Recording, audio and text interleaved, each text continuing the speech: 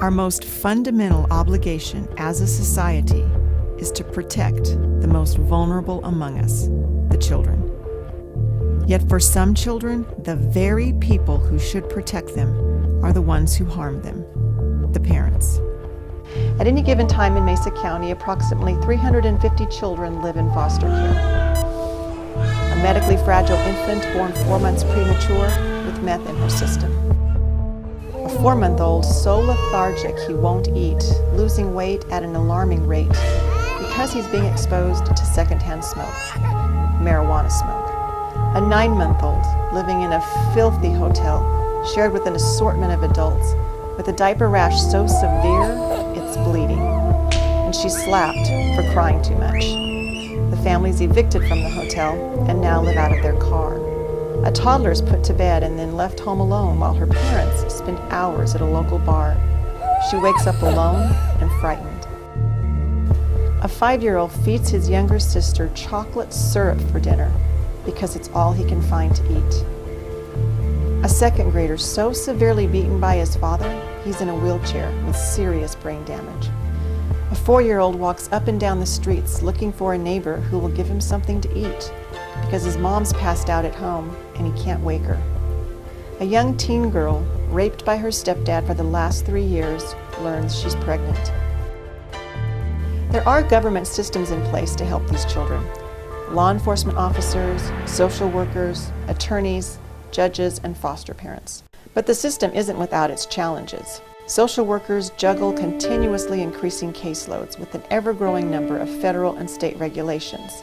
With a limited number of foster parents, children are often placed in homes far from their current neighborhoods, forcing them to change schools, leaving their friends and familiar surroundings behind. But there is a solution: court-appointed special advocates, or CASA. Volunteers are really the heart and soul of CASA. It's just average citizens that we train and provide support for. The judge then appoints them to be the voice of the child in court. On average, a CASA volunteer will spend about 8 to 10 hours a month on the case. They'll meet with the child once, if not more often a month. They'll talk to teachers, foster parents, extended family, other professionals, and they'll take all that information and provide a comprehensive perspective to the court in terms of what's in the best interest of the child. There are really so many moving parts to the system that sometimes a CASA volunteer is really the only consistent adult in that child's life during the duration of their case, so they're really critical. I like to, when I'm swearing in CASA volunteers, I like to tell them that their job is to be the eyes and ears of the court and the voice of the children, because those are things that courts desperately need.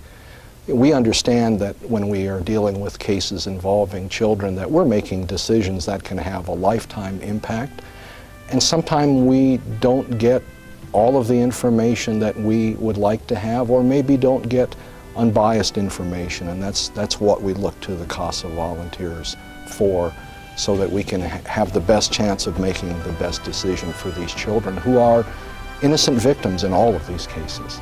It's a model program with a track record of better outcomes for kids. Decades of research shows that kids who have a CASA volunteer spend less time in foster care and more quickly settle into a permanent home.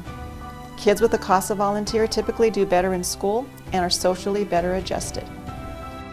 Over 120 children have a CASA advocate, yet another 175 kids are on a waiting list, waiting for a CASA, waiting for a voice in court.